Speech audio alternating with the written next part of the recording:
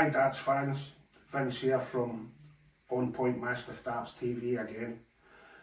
Today I'm just going to give you a brief history of how I got started in darts, because further on in the series we'll be interviewing players who is just starting their darts journey, whereas I'm towards the end of mine. So just to give you a brief history, I'm on my own today. Lewis is busy.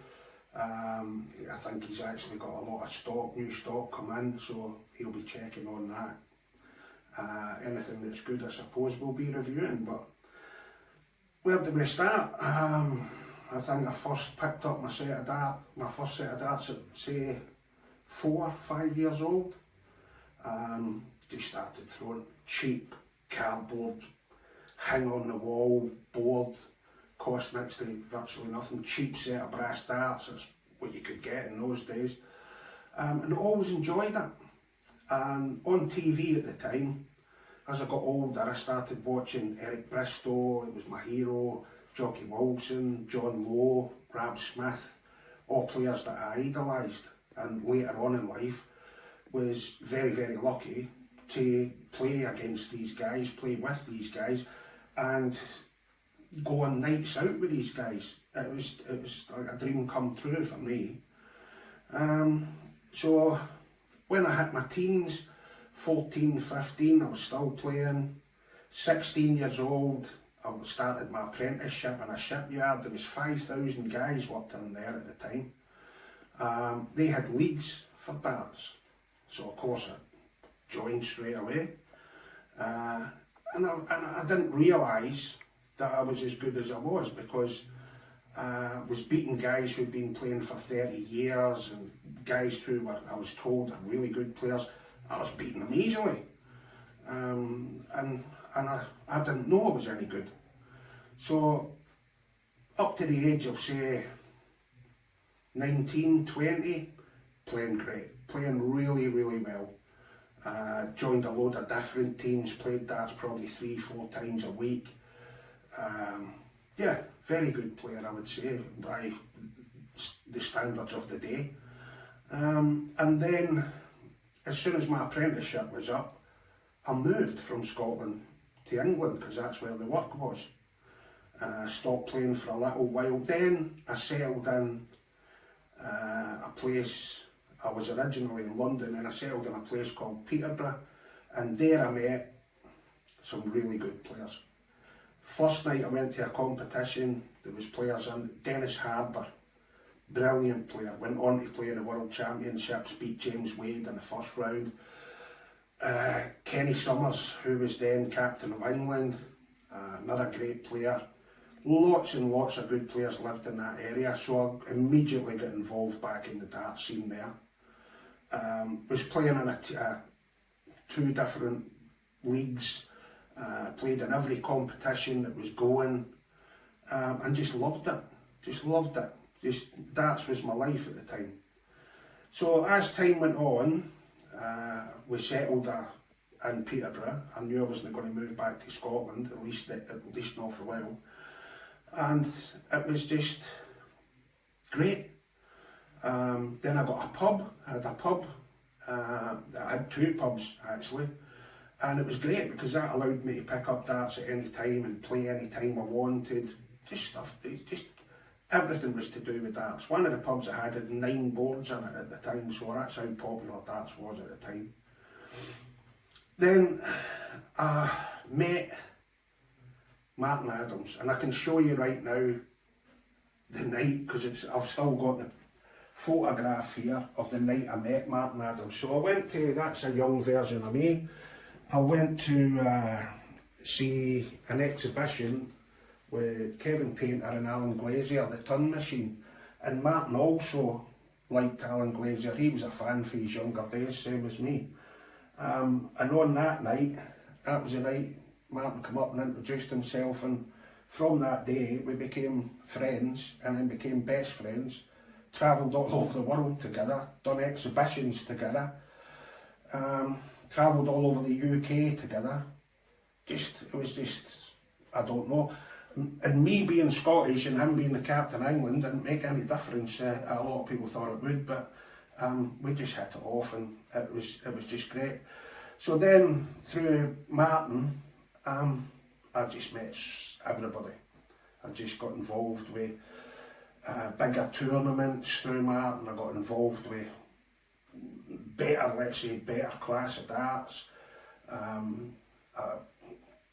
got to play against like some of the best players out there at the time. Peter Wright, Roland Shelton, even Barney when he stayed at Martin's. All these players, like guys I'd seen on TV, and it was just a dream come true for me. I was still playing at a great standard or a good standard. I'd beat a countless amount of professionals.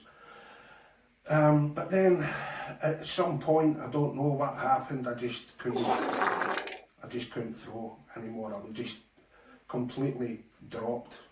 I just completely dropped out of being able to throw my darts. It wasn't that height, it was nothing like that. I just couldn't throw darts, so I sort of fell out of love with darts for a wee while. And then I got back into it probably 2-3 years later, but during that time I never left the darts scene. I was still promoting darts, I was still running leagues, I was still running tournaments. I ran one of the biggest tournaments in the UK, the Bateman's Open, which was as big as the British Open, which was run by the BDO. I mean, you're talking, the guts of 300 players turned up for that day. And sort of 8 of the top 10 in the world were there. So yeah, brilliant tournament. But I ran tournaments every week. There was always loads of darts players in that area that wanted to play, so it was great. And then just basically, I was just out with Martin, training with Martin. During the day, if Martin didn't come to the pub, we'd go somewhere else, we'd play together, train together. I told Martin how it is, because a lot of players and a lot of people around him, they wouldn't say, oh, you know, oh Martin, you should be doing this or you should be doing that. Martin knows what I'm like, I say it how it is. And then we started back to going around doing not exhibitions so much, but more promoting. I was promoting Martin in various places. I came to the World Cup here in Perth with him in 2005.